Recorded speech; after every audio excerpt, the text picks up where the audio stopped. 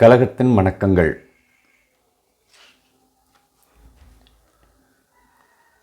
பாராளுமன்ற தேர்தல் அறிவிக்கப்பட்டிருக்கின்றது.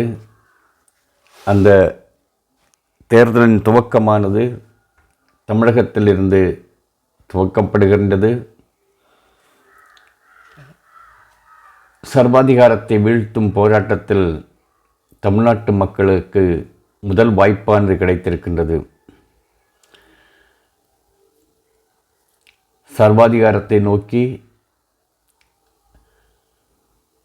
பயணித்து கொண்டிருக்கும் இந்த தேசத்தின் தலையெழுத்தை மாற்றும் பொறுப்பை தேர்தல் கமிஷனானது முதலில் தமிழகத்திற்கு கொடுத்திருக்கின்றது. இங்கிருந்து 40க்கு 40 என்ற வெற்றியோடு ஜனநாயகம் சர்வாதிகாரத்தை வீழ்த்தி இந்த தேசத்தை பாதுகாக்க உறுதிமொழி எடுத்து முன்னோக்கி செல்ல பயணித்து கொண்டிருக்கின்றது. இந்த நேரத்தில் ஓட்டு போடுவதற்காக வாக்குச்சாவடியை நோக்கி செல்கின்ற அத்தனை இளைஞர்களுக்கும் முதியவர்களுக்கும் புதிய வாக்காளர்களுக்கும் ஒரே ஒரு வேண்டுகோள்தான். நாம் இந்த நாட்டின் ஜனநாயகத்தை காப்பாற்றுவதற்காக நமக்கு கொடுக்கப்பட்டிருக்கின்ற ஒரு கடைசி வாய்ப்பு தான் இந்த வாய்ப்பு. இந்த வாய்ப்பை நாம் பயன்படுத்தவில்லை என்றால் நாளைய நம்முடைய தலைமுறை நிச்சயமாக மிகப்பெரிய ஒரு சர்வாதிகார கூடாரத்தின் கீழ் அடிமையாக கிடக்கும் என்பதை உணர்ந்து கொள்ளுங்கள். நீங்கள் வாழ்ந்து கொண்டிருக்கின்ற இந்த காலகட்டத்தில் இப்போது நம்முடைய நாட்டில் நடைபெற்று கொண்டிருக்கின்ற ஒவ்வொரு செயல்களையும் நீங்கள் பார்க்கும்போது அது உங்களுக்கு புரிந்திருக்கும். புரியவில்லை என்றால் நிச்சயமாக நீங்கள் படித்த முட்டாள்கள், இல்லை என்றால் படிக்காத முட்டாள்கள், இல்லை என்றால் வெறும் இந்துக்கள் என்றுதான் புரிந்து கொள்ள முடியும். காரணம், சர்வாதிகாரம் எவ்வளவு கொடூரமானது என்பதை நிரூபிக்கின்ற ஒவ்வொரு செயல்களும் நம்முடைய நாட்டில் கடந்த 10 வருடங்களாக நடந்து கொண்டிருக்கின்றன. அவர்கள் எப்படி தேசபக்தியை சொல்லி சொல்லி மக்களை ஏமாற்றி கொண்டிருக்கின்றார்கள் என்பதை மிகவும் தெளிவாக புரிந்து கொள்வதற்கான வாய்ப்பை நமக்கு இந்த 10 ஆண்டுகள் தந்திருக்கின்றன. சமீபத்தில் நாம் பத்திரிகைகள் படித்திருப்போம். அருணாச்சல பிரதேசத்தின் பல பகுதிகளின் பெயர்களை சீனா தங்களுடைய மொழியில் போட்டிருக்கின்றது. அருணாச்சலம், லடாக் இந்த பகுதிகளின் பல பகுதிகளை ஆக்கிரமித்து இன்று அவர்கள் தங்களுடைய கிராமங்களை அமைத்து கொண்டிருக்கின்றார்கள் என்றெல்லாம் நாம் பத்திரிகைகள் படித்து கொண்டிருக்கின்றோம். சிலர் அதை உறுதிப்படுத்தி கொண்டிருக்கின்றார்கள். ஆனாலும் இந்த தேசத்தை பற்றி, தேசியவாதத்தை பற்றி பேசிக்கொண்டிருக்கின்ற இந்த சர்வாதிகாரிகள் அதை இன்று வரை ஒத்துக்கொள்ளாமல் கச்சத்தீவை பற்றி பேசிக்கொண்டிருக்கின்றார்கள். பல ஆண்டுகளுக்கு முன்னால் கச்சத்தீவானது இலங்கைக்கு கொடுக்கப்பட்டது ஒரு ஒப்பந்தம் வழியாக. இன்று அதை பற்றி பேசிக்கொண்டிருக்கின்றார்கள். நம்முடைய நாட்டின் ஒவ்வொரு பகுதியும் சீனா தன் பகுதியில் இணைத்து கொண்டிருக்கின்ற இந்த காலகட்டத்தில் இவர்கள் கச்சத்தீவை பற்றி பேசிக்கொண்டிருக்கின்றார்கள். இதை பற்றி கேட்டால் அதற்கான எந்த பதிலையும் இவர்கள் சொல்வதில்லை. சமீபத்தில் பங்களாதேஷிற்கு 10,000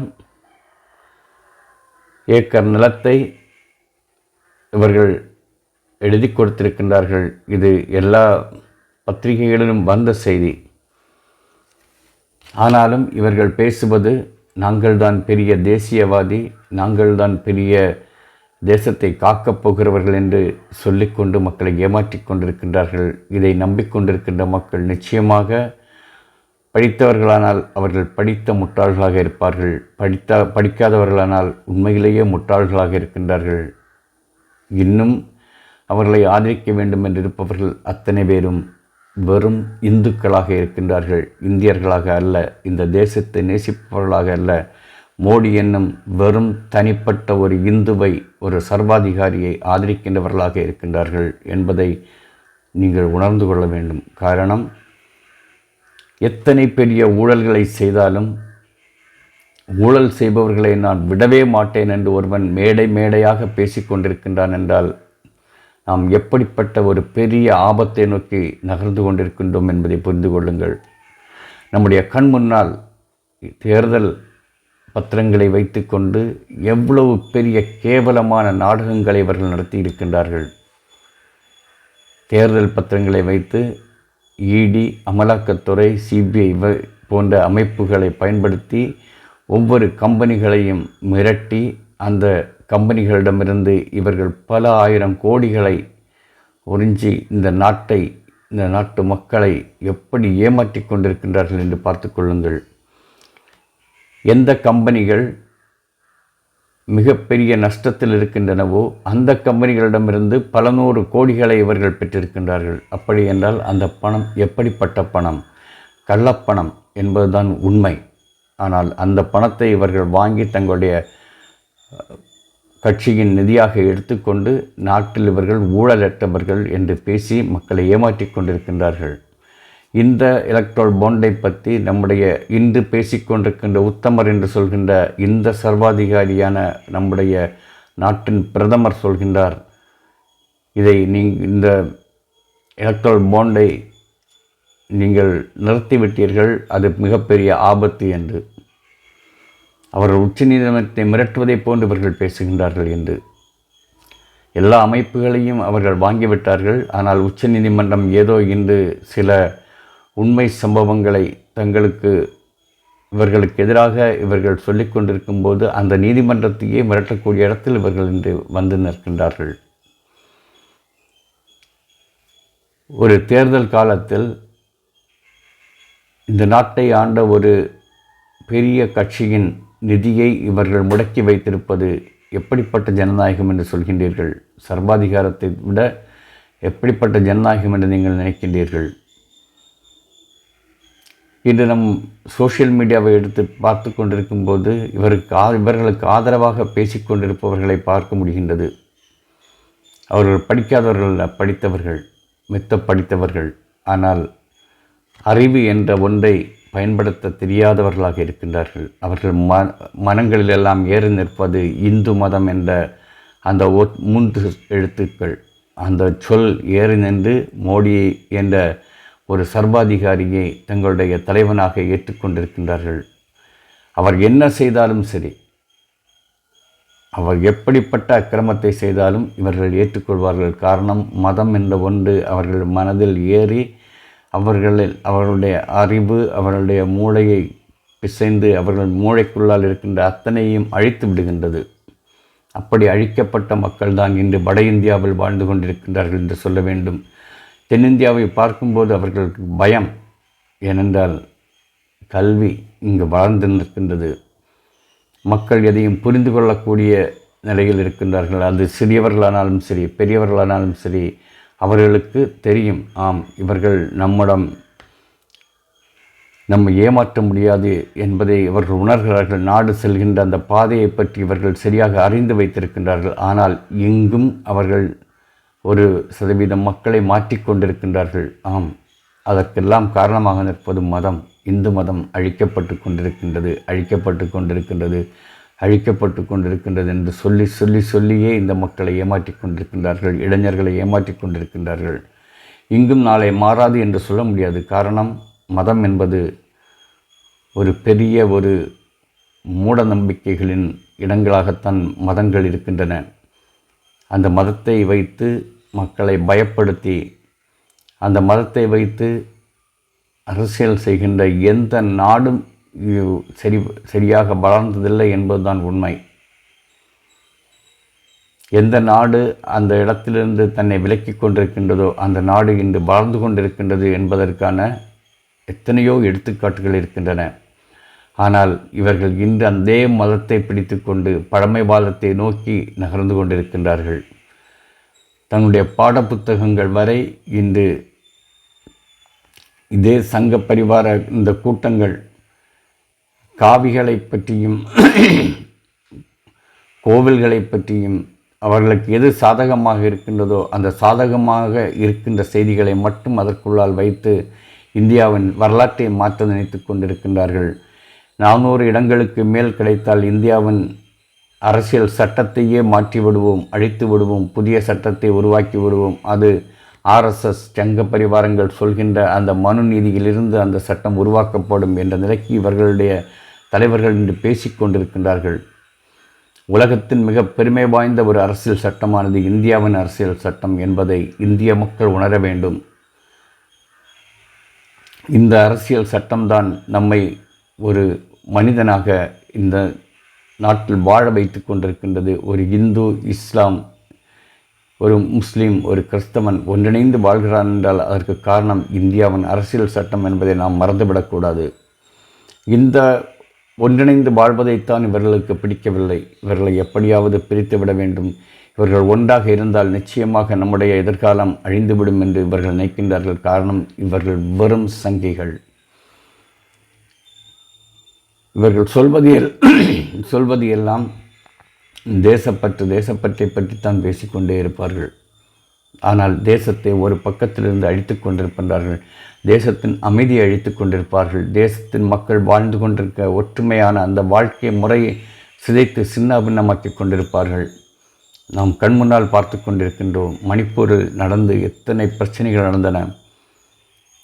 அந்த மணிப்பூரில் பிரச்சனைகள் நடந்து பல மாதங்கள் கழிந்து இப்போது சொல்கின்றார் மணிப்பூரை நாங்கள் மாற்றிக்கொண்டிருக்கின்றோம் என்று. என்ன மாற்றுகிறார்கள்? இன்றும் அங்கு பிரச்சனை நடந்து கொண்டிருக்கின்றது. தமிழகத்தில் எத்தனையோ பேரிடர்கள் வந்த போதெல்லாம் வராத ஒரு பிரதமர் இன்று 10 முறை 20 முறை தமிழ்நாட்டிற்கு ஓடிக்கொண்டிருக்கின்றார்கள் என்றால் தமிழ் மக்களை புரிந்து கொள்ளுங்கள். இவர்கள் உங்களை ஏமாற்றத்தான் இங்கு வந்து கொண்டிருக்கின்றார்கள். ஏமாற்றுவதற்காகத்தான் இவர்கள் வந்து கொண்டிருக்கின்றார்கள் என்பதை உணருங்கள். இவர்கள் ஒரு தடவை நம்முடைய தமிழகத்தில் இவர்கள் காலூன்றிவிட்டால் இந்த தமிழகத்தை கூட உங்களால் மீட்க முடியாது. எல்லா வகையிலும் தமிழ்நாடு, கேரளா, ஆந்திரா போன்ற மாநிலங்கள் வட இந்திய மாநிலங்களை விட, ஏன் 30 வருடம் இவர் ஆண்ட குஜராத்தை விட முதல் இடத்தில் இருக்கின்றது. கல்வியினாலும் சரி, ஒரு மக்களுக்கு சாதாரணமாக தேவை கல்வி, சுகாதாரம், தொழில் வளம், வளர்ச்சி, இப்படிப்பட்டவை. அது எல்லா இந்தியாவில் வருமானத்தை கொடுக்கின்ற முதல் மாநிலம் மகாராஷ்டிரா என்றால் 2வது இடத்தில் தமிழகம் இருக்கின்றது. சுகாதாரத்தில் 2வது இடத்தில் இருக்கின்றது. கல்வியில் இருக்கின்றது. இப்படி எல்லா இடத்திலும் குஜராத்தை விட முதலிடத்தில் இருக்கின்ற ஒரு மாநிலத்தை எப்படி நாம் விட்டுவிட்டு குஜராத்தை எப்படி ஒரு மாடலாக பார்க்கின்றார்கள் என்றுதான் புரியவில்லை. இப்போது சற்று காலத்திற்கு முன்வரை குஜராத்தை மாடலாக பார்த்து கொள்ள சொன்னார்கள். இப்போது ஊபியை சொல்கிறார்கள். காரணம், அடுத்த சர்வாதிகாரி அங்கிருந்து உருவாக வேண்டும். அதற்காகத்தான் சொல்கிறார்கள் யூபியை பாருங்கள் என்று. உண்மையிலேயே இந்த தேசத்தை நீங்கள் நேசிக்கிறீர்கள் என்றால் இன்று நீங்கள் மோடியை ஆதரித்து கொண்டிருக்கின்றீர்களே, நீங்கள் உத்தரப்பிரதேசத்திற்கும் குஜராத்திற்கும் சென்று பாருங்கள். அந்த குஜராத் எப்படி வளர்ந்திருக்கின்றது, அந்த உத்தரப்பிரதேசம் எப்படி வளர்ந்திருக்கின்றது, கேரளம் எப்படி வளர்ந்திருக்கின்றது, தமிழகம் எப்படி வளர்ந்திருக்கின்றது என்று உங்களுக்கு தெரியும்.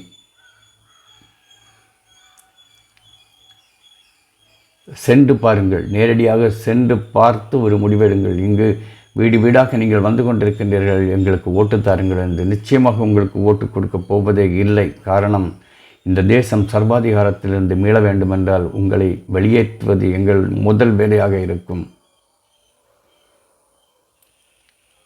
அடுத்து வருகின்ற ஆட்சி எந்த ஆட்சியாக இருந்தாலும் அந்த ஆட்சிக்கு எச்சரிக்கையாக சொல்லப்போகின்ற ஒரே ஒரு வேண்டுகோள், வட இந்தியாவில் கல்வியை வளர்த்துங்கள். மிக மிக முக்கியமான ஒன்று கல்வி. அது எப்படி நாம் கட்டாயமாக கொடுக்க போகிறோமோ அப்போதுதான் இந்த நாடு இப்படிப்பட்ட கூட்டங்களிடமிருந்து விடுதலை பெறும் என்பதை உணருங்கள். பல கிராமங்கள், பல மாவட்டங்களின் பல முக்கியமான கிராமங்கள், பல கிராமங்களிலிருந்து ஒருவர் கூட படிக்காத கிராமங்கள் இருக்கின்றன. உத்தரப்பிரதேசத்தில், குஜராத்தில் இருக்கின்றன. மத்திய பிரதேசம், ராஜஸ்தான், பீகார், இப்படி பல மாநிலங்கள் மாணவர்கள் படிக்காத கிராமங்கள், முழுமையான கிராமங்கள் இருக்கின்றன. எப்போது இனி வருகின்ற ஆட்சி எந்த ஆட்சியானாலும் சரி, எப்போது அந்த மாணவர்களுக்கு கல்வியை கொடுக்க நாம் முயற்சி எடுக்கின்றோமோ அப்படி அந்த கல்வியை கொடுத்தால் மட்டும்தான் இந்த தேசத்தை பாதுகாக்க முடியும் என்பதை உணருங்கள். இல்லை என்றால் இதுபோன்ற கூட்டங்கள் எல்லா இடங்களிலும் உருவாகி கொண்டிருக்கும். அவர்கள் உருவாக்கிவிடும் இந்த கூட்டங்கள் மதம் என்ற ஒன்றை பிடித்து கொண்டு இப்படிப்பட்ட சர்வாதிகாரிகளை பின்னால் சுற்றி கொண்டிருப்பார்கள். இவர்கள் கையில் கம்பு, கத்தி, வாள், வேட்டி இப்படிதான் கொடுத்து கொண்டிருப்பார்கள். அவர்கள் அதை வாங்கி கொண்டு கிடைக்கின்ற கஞ்சா, போதை இவற்றிற்கு அடிமையாகி இந்த தேசத்தின் அழிவிற்கு காரணமாக இருப்பார்கள் என்பதை உணருங்கள். இன்று இவர்கள் சொல்கின்றார்கள், அண்ணாமலை வாய் எடுத்தால் சொல்கின்றார்கள் தமிழகம் ஒரு போதை மாநிலம் என்று. இவர் IPS படித்தாராம். இந்தியாவின் நீங்கள் பத்திரிகைகளை எடுத்து பாருங்கள். 2 வருடம் அல்லது 3 வருடத்திற்கு முன்னால் இருந்த பத்திரிகைகளை எடுத்து பாருங்கள். அதில் எங்கிருந்து இந்த கஞ்சா போன்ற போதைப் பொருட்கள் சப்ளை ஆகின்றது என்று நீங்கள் படியுங்கள். குஜராத்திலிருந்து மோடியின் நண்பர் அதானியின் போர்ட்டிலிருந்து தான், போர்ட் வழியாகத்தான் இந்த கஞ்சா இந்தியாவில் எல்லா இடத்திற்கும் சப்ளை செய்யப்படுகின்றது. கஞ்சாவை சப்ளை செய்யும் மாநிலமாக இருக்கின்றது குஜராத். அதன் மொத்த வியாபாரியாக இருக்கின்றார் அதானி. அதானியின் போர்ட் வழியாகத்தான் இவையெல்லாம் இந்த நாட்டில் வந்து கொண்டிருக்கின்றன. மதத்தின் பெயரிலும் போதையின் பெயரிலும் மக்களை அடிமையாக்கி எப்போது எதை பேசினாலும் பாகிஸ்தான், சைனா என்று பேசிக்கொண்டே மக்களை ஏமாற்றி கொண்டிருக்கின்றார்கள். போலி தேசியவாதிகள் இவர்கள். எதற்கெடுத்தால் இராணுவத்தை பேசிக்கொள்வார்கள், பாகிஸ்தானை பேசிக்கொள்வார்கள், சைனாவை சொல்லிக் கொண்டிருப்பார்கள். ஆனால் ஒரு பக்கத்தில் இவர்கள் செய்கின்ற எல்லா செயல்களுக்கும் துணையாக இருக்கின்றவர்கள் இவர்களுடைய. சமீபத்தில் நாம் பார்த்தோம், பெங்களூரில் நடந்த குண்டு வெடிப்பு, ராமேஸ்வரம் ஹோட்டலில் நடந்த குண்டு வெடிப்பு. இன்று 2 நாட்களுக்கு முன்னால் ஒருவர் பிடிக்கப்பட்டிருக்கின்றார். அவர் பாஜக நிர்வாகி. இதற்கு முன்னால் ஒரு வீடியோவில் சொல்லியிருக்கின்றேன், எல்லா இடங்களிலும் இந்தியாவில் இருக்கின்றன அத்தனை இடங்களிலும் இவர்கள் ஏஜென்ட்களை வைத்திருக்கின்றார்கள். அவர்களுக்கு எப்போது தேவையோ அப்போதெல்லாம் குண்டு வெடித்து கொண்டே இருக்கும். அவர்கள் ஆட்சியில் இல்லாத போது இந்த நாட்டில் குண்டு வெடித்து கொண்டு தான் இருக்கும். காரணம், அதை வெடிக்க வைப்பவர்களே இவர்கள்தான். அவர்களுடைய முக்கிய வேலையே அதுதான். கேரளாவில் பிடித்திருக்கிற 700 கிலோவுக்கும் அதிகமான வெடிப்பொருட்கள் பிடிக்கப்பட்டிருக்கின்றது. அதுவும் ஒரு பாஜக நிர்வாகியின் வீட்டிலிருந்து. அதே கேரளாவில் கம்யூனிஸ்ட் என்று சொல்கின்ற ஒருவரின் வீட்டிலிருந்து பிடிக்கப்பட்டிருக்கிறது. ஒருவர் வெடிக்குண்டு வெடித்து இறந்திருக்கின்றார் என்று சொல்லப்பட்டிருக்கின்றது. எப்படிப்பட்ட இந்த கலாச்சாரம் நம்முடைய நாட்டில் வளர்ந்து கொண்டிருக்கின்றது என்று பாருங்கள். ஒரு பக்கத்தில் போதை, இந்தியாவின் அத்தனை கிராமங்களிலும் இன்று போதைப் பொருள் கிடைக்கின்றது. 10 வருடங்களுக்கு முன்னால் நாம் இப்படி பார்த்ததில்லை. ஆனால் இப்போது பார்த்து கொண்டிருக்கின்றோம். இந்தியாவின் அத்தனை கிராமங்களிலும் போதைப் பொருள் கிடைக்கின்றது. இது குஜராத்திலிருந்து சப்ளை செய்யப்படுகின்றது. பத்திரிகைகளை படித்தால் தெரியும், எத்தனை 1000 கிலோ, 2000 கிலோ, 10,000 கிலோ, 12,000 கிலோ என்று அவர்கள் அங்கு பிடிக்கப்படுகின்றது. ஆனால் பிடிக்கப்படுகின்றதெல்லாம் எங்கு செல்கின்றது யாருக்கும் தெரியவில்லை. பிடிக்கப்படுகின்றது, ஆனால் கிராமங்களில் வந்து கொண்டு தான் இருக்கின்றது. இவர்கள் சப்ளை செய்து கொண்டிருக்கின்றார்கள். இந்த தேசத்தின் இளைஞர்களை மூளையை சிதைக்க இவர்கள் செய்து கொண்டிருக்கின்ற மிகப்பெரிய ஒரு பாதையாகத்தான் இந்த போதை மிகப்பெரிய அளவில் இந்த நாட்டில் வளர்ந்து கொண்டிருக்கின்றது. புரிந்து கொள்ளுங்கள், ஒரு சர்வாதிகாரி தன்னை நிலைநிறுத்தி கொள்ள இந்த நாட்டை எப்படி வேண்டுமானாலும் அழிப்பான் என்பதற்கான எல்லா காரணிகளும் உங்கள் கண் முன்னால் இன்று நடந்து கொண்டிருக்கின்றது. 2 மாநிலங்களின் முதல்வர்களை இவர்கள் கைது செய்து சிறையில் அடைத்திருக்கின்றார்கள். 6 மாதமாக எந்தவிதமான ஒரு வழக்கும் பதிவு செய்யாமல் போலித்தனமாக ஒருவரை, சஞ்சய் சிங் என்பவரை, ஆம் ஆத்மி கட்சியின் சஞ்சய் சிங் என்பவரை சிறையில் வைத்து கொண்டு இறுதியில் உச்சநீதிமன்றம் கொடுத்த குட்டின் அடிப்படையில் இன்று வெளியே விட்டிருக்கின்றார்கள். ஒரு மேஜர் தேர்தலில் இவர்கள் நடத்திய சூதாட்டத்தை நாம் பார்த்தோம் அல்லவா? 2 நாட்களுக்கு முன்னால் அந்த நடத்திய தேர்தல் அதிகாரி உச்சநீதிமன்றத்தில் போய் மன்னிப்பு கேட்டிருக்கின்றார். என்னை மன்னித்து விடுங்கள், நான் தவறு செய்துவிட்டேன் என்று. எவ்வளவு கேவலமான பாதையை நோக்கி நம்முடைய நாடு நகர்ந்து கொண்டிருக்கின்றது என்பதை உணருங்கள். ஒரு சர்வாதிகாரியின் ஆட்சியின் கீழ் இந்த நாடு அழிக்கப்பட்டு கொண்டிருக்கின்றது. எல்லா சுதந்திரத்தையும் இழந்து கொண்டிருக்கின்றது. ஜனநாயகம் குழி தோண்டி புதைக்கப்பட்டு கொண்டிருக்கின்றது. மணீஷ் சிசோடியா துணை முதல்வராக இருந்தார் டெல்லியில். இன்று 1 வருடமாக சிறையில் இருக்கின்றார். இன்று வரை அவர் மீது எந்த விதமான குற்றப்பத்திரிகையும் தாக்கல் செய்யப்படவில்லை. ஆனால் சிறையில் இருக்கின்றார். அதற்கெல்லாம் PMLA என்ற ஒரு சட்டத்தை கொண்டு வந்து ஒரு சட்ட திருத்தத்தை உருவாக்கி இன்று இவர்கள் கைது செய்து சிறையில் போட்டிருக்கின்றார்கள். இன்னொரு ஆட்சி வரும்போது இப்படிப்பட்ட சூழ்நிலைகள் மாற வேண்டும். நிச்சயமாக ஒரு ஆட்சி மாற்றம் ஏற்பட்டால் மிக முக்கியமானது வட இந்தியாவில் எல்லா மாநிலங்களிலும் கல்வியை கட்டாயமாக்க வேண்டும். கல்வி படிக்க 21 வயதிற்கு கீழ் இருக்கின்ற மாணவர்கள், படிக்க செல்லாத மாணவர்களின் வீடுகளில் எந்த விதமான அரசின் இலவசங்கள், அரசின் திட்டங்கள் அந்த வீடுகளுக்கு அழிக்கப்படக்கூடாது என்ற ஒரு சட்டம் கொண்டு வர வேண்டும். அப்போதுதான் மாணவர்கள் கல்விக்கூடங்களை நோக்கி ஓடுவார்கள். கல்வி இலவசமாக்கப்பட வேண்டும். மாணவர்கள் கல்வி கற்க வேண்டும். அவர்கள் இந்த நாட்டை பற்றி புரிந்து கொள்ள வேண்டும். நாட்டின் உண்மையான முகத்தை அவர்கள் அறிந்து கொள்ள வேண்டும். மதத்தை வைத்து மக்களை எப்படி ஏமாற்றுகிறார்கள் என்பதை அவர்கள் புரிந்து கொள்ள வேண்டும். அதற்கான வாய்ப்புகளை உருவாக்கி கொடுக்க வேண்டும். அதுதான் மிக முக்கியமான வேலை என்பதை உணருங்கள். இரண்டாவதாக வேலைவாய்ப்பின்மை. வேலைவாய்ப்புகளை உருவாக்கி கொடுங்கள். இந்த மக்களுக்கு, படித்தவர்களுக்கு ஒரு வேலைவாய்ப்பு, அது சரியான முறையில் கொடுப்பதற்கான ஒரு வாய்ப்பை உருவாக்கி கொடுங்கள். வேலைவாய்ப்பு, கல்வி இந்த இரண்டும் மக்களிடம் வந்துவிட்டால் அதற்கு பிறகு இந்த மதவாதிகள் உள்ளே நுழைய முடியாது. தேசத்தை கட்டமைக்கும் இடத்தில் இளைஞர்களை உருவாக்கி விடுங்கள்.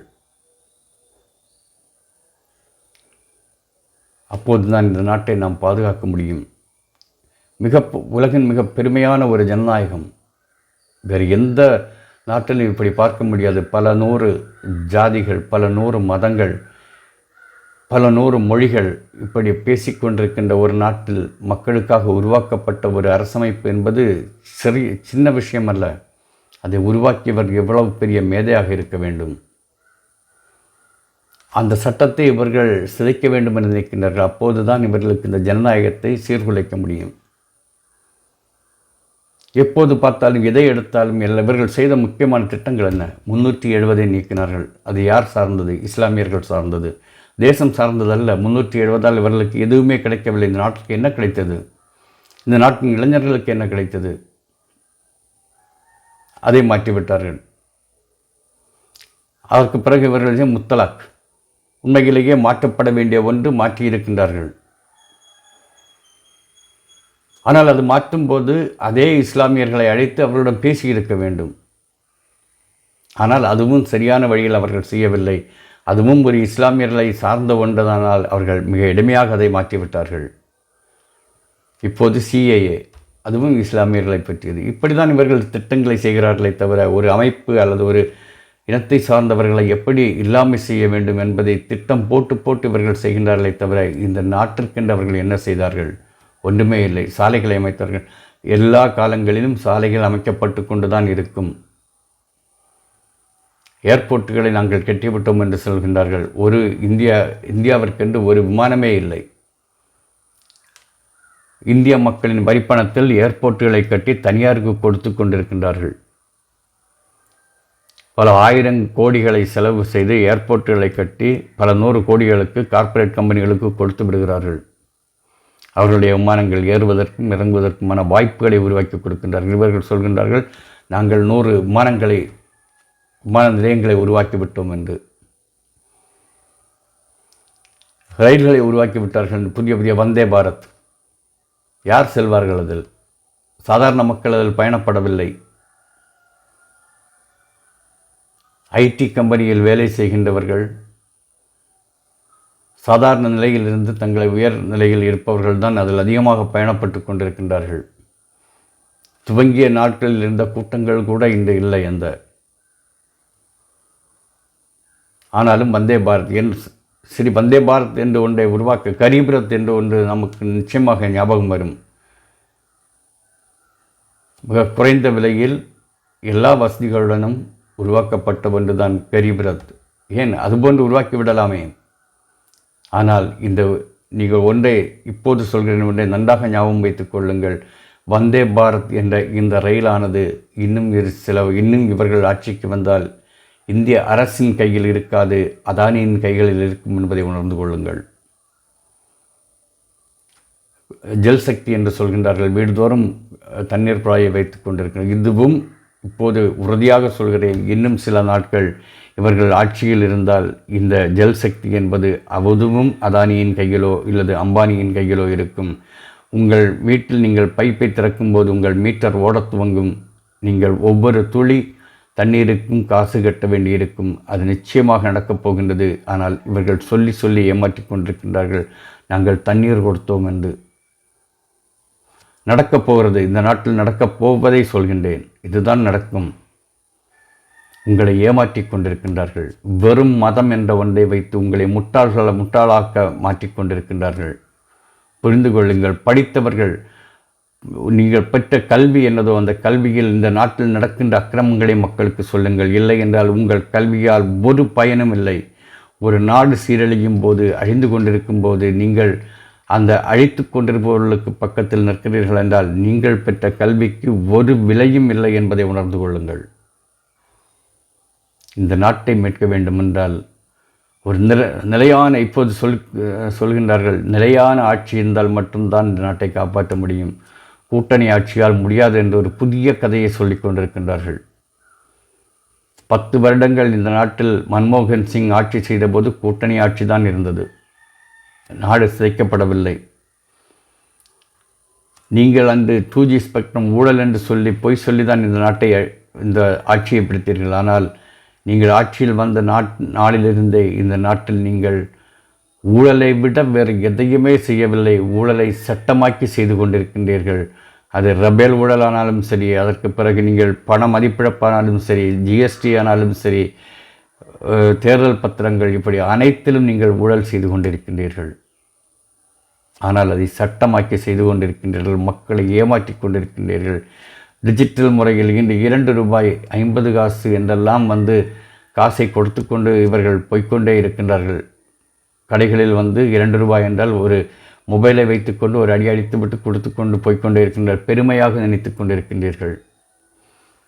இளைஞர்களே, அல்லது இதை பயன்படுத்துவர்களிடம் எச்சரிக்கையாக சொல்கின்றேன், நீங்கள் 2 ரூபாய் கொடுக்கும்போது உங்களுக்கு 14 ரூபாய் கட்டாகும். காரணம், ஒரு டிஜிட்டலில் இத்தனை முறைதான் உங்களுக்கு அதை பயன்படுத்த வேண்டும் என்ற ஒரு முறை இருக்கின்றது. ஆனால் நீங்கள் இதை பார்ப்பதில்லை. அந்த முறை தாண்டும் போது உங்களுக்கு ஒவ்வொரு பரிவர்த்தனைக்கும், பண பரிவர்த்தனைக்கும் 12 ரூபாய் உங்களிடமிருந்து கட் செய்வார்கள். அதை புத்தகத்தில் நீங்கள் அடித்து நீங்கள் பார்க்கும்போது உங்கள் உணர்வீர்கள் எத்தனை பணம் உங்கள் அக்கௌண்டிலிருந்து இவர்களால் திருடப்பட்டிருக்கின்றது என்று. டிஜிட்டல் என்று சொல்லி உங்களை ஏமாற்றி கொண்டிருக்கின்றார்கள். உங்களுக்கு எளிதாக இருக்கலாம். சென்றவுடனே ஒரு பட்டனை அழுத்தி ஒரு 2 ரூபாய் கொடுத்து விட்டு செல்கின்றீர்கள், அல்லது 3 ரூபாய் கொடுத்து விட்டு செல்கின்றீர்கள். இப்படி நீங்கள் 10 முறை செய்வீர்கள். 12வது முறை உங்களுக்கு 12 ரூபாய் கட்டாகும் ஒவ்வொரு பண பரிவர்த்தனைக்கும். நீங்கள் உங்கள் புத்தகங்களை அச்சடித்து பாருங்கள், வங்கி புத்தகங்களை அச்சடித்து பாருங்கள். அப்போது புரியும், அங்கங்காக பணம் கட் செய்யப்பட்டிருக்கும். அதுவரை உங்களுக்கு அது தெரியாது, நீங்கள் பார்ப்பதில்லை. இப்படி எல்லா இடங்களிலும் உங்களை ஏமாற்றிக் கொண்டிருக்கின்றார்கள்.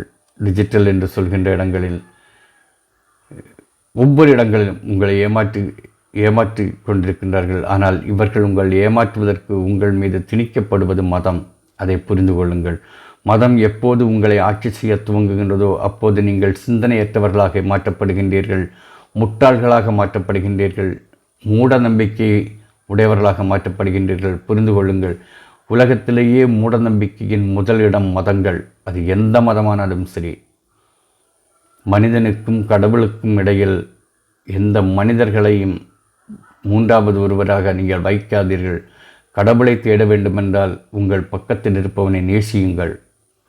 அவன் இந்துவாக இருக்கலாம், இஸ்லாமியனாக இருக்கலாம், கிறிஸ்தவனாக இருக்கலாம். அவரை நேசிக்காமல், உங்கள் சக மனிதனை நேசிக்காமல் எந்த இடத்திலும் உங்கள் கடவுளை நீங்கள் கண்டடைய முடியாது. இதை உணர்ந்து கொள்ளுங்கள். சக மனிதனால் அன்பு செய்ய வாழ முடியாதவனால் நிச்சயமாக கடவுளிடம் செல்ல முடியாது. கடவுள் என்ற ஒருவர் இருக்கிறார் என்றால் அவரிடம் நீங்கள் செல்லவும் முடியாது, அவர்களை பார்க்கவும் முடியாது. சக மனிதனை நேசிக்க தெரியாதவனால் அதை செய்ய முடியாது. இன்று சக மனிதனை நம்மிடமிருந்து பிரித்து கொண்டிருக்கின்றார்கள். மதம் என்ற பெயரில் பிரித்து கொண்டிருக்கின்றார்கள். அந்த இடத்தை நாம் அடைக்க வேண்டுமென்றால் ஜனநாயகம் காக்கப்பட வேண்டும். இந்த ஆட்சி மாற்றம் என்பதுதான் மிக முக்கியம். இங்கு யாரை கொண்டு வர கேட்பார்கள். அப்படி என்றால் யாரை கொண்டு வர வேண்டும்? நீங்கள் யாரை வேண்டுமானாலும் கொண்டு வாருங்கள். ஆனால் இவர்கள் அழிக்கப்பட வேண்டும். இந்த சர்வாதிகாரிகள் அழிக்கப்பட வேண்டும். அதுதான் நம்முடைய போராட்டம். யார் வருவதல்ல, சர்வாதிகாரம் வீழ்த்தப்பட வேண்டும், அழிக்கப்பட வேண்டும். அதுதான் நம்முடைய முக்கியமான குறிக்கோள். இந்த போராட்டம் தமிழகத்திலிருந்து துவங்குகின்றது. இந்த தமிழகத்தில் நிச்சயமாக 40க்கு 40 இவர்களை சீரோவாக்கி மீண்டும் ஒரு முறை தமிழகம் தன்னை நிரூபிக்க வேண்டும். நாம் படித்தவர்கள், படிப்பில் உயர்ந்தவர்கள், அன்பில் உயர்ந்தவர்கள், மனிதாபிமானத்தில் உயர்ந்தவர்கள் என்பதை நாம் நிரூபிக்க வேண்டும். நிச்சயமாக தென்னிந்தியா அதை நிரூபிக்கும். அதை நிரூபித்து இவர்களுக்கு காட்டும். இவர்கள் வெற்றி பெற்றால் கூட தென்னகம் எப்போதும் இவர்களுக்கு இடியாகத்தான் இருக்கும். நிச்சயமாக அந்த மாற்றம் இன்றில்லை என்றால் நாளை நிச்சயமாக ஏற்படும். அது இங்கிருந்து தான் துவங்க வேண்டும். இங்கிருந்தான் அந்த நிலைவாக உருவாக வேண்டும் என்பதை நாம் உணர்வோம். இந்த தேர்தலில் நல்லவர்களை தேர்ந்தெடுப்போம். நல்லவர்கள் என்று சொல்லிக்கொண்டு வரலாம் நம்மிடம். நான் தான் நல்லவர்களை தேர்ந்தெடுப்போம் என்று வேண்டாம். நமக்கு தேவை சர்வாதிகாரம் வீழ்த்தப்பட வேண்டும். சர்வாதிகாரம் வீழ்த்தப்பட வேண்டும் என்றால் பாஜக வீழ்த்தப்பட வேண்டும். பாஜக வீழ்த்தப்பட வேண்டும் என்றால் யார் வெற்றி பெற்றால் நமக்கு இந்த பாஜக இங்கு வீழ்த்தப்பட முடியும் என்பதை நாம் உணர வேண்டும். இந்தியா கூட்டணியை நாம் இன்று அதற்கான ஒரு வாய்ப்பாக இருப்பது இந்தியா கூட்டணி என்று தான் நினைக்கின்றேன். அதை நீங்கள் புரிந்து கொள்ளுங்கள். உங்களுடைய ஓட்டுக்களை நீங்கள் வீணடிக்காமல் இந்த சர்வாதிகாரிகளை வீழ்த்த பயன்படுத்துங்கள் என்பதை மட்டும்தான் உங்களுக்கு சொல்கின்றேன். இந்த நாடு அன்பால் நிறைய வேண்டும், பண்பால் நிறைய வேண்டும். எல்லோரும் ஓரினம், எல்லோரும் ஒரு மக்கள் என்ற ஒரு இடத்திலிருந்து நம்மை மாற்றி நம்முடைய வாழ்க்கையை நாம் உயர்த்தி கொள்ள வேண்டும். அரசியல் சட்டங்களை மாற்றிவிட்டு இந்த நாட்டின் மக்களை இரண்டாம் தர மக்களாக மாற்ற இவர்கள் நினைத்து கொண்டிருக்கின்றார்கள்.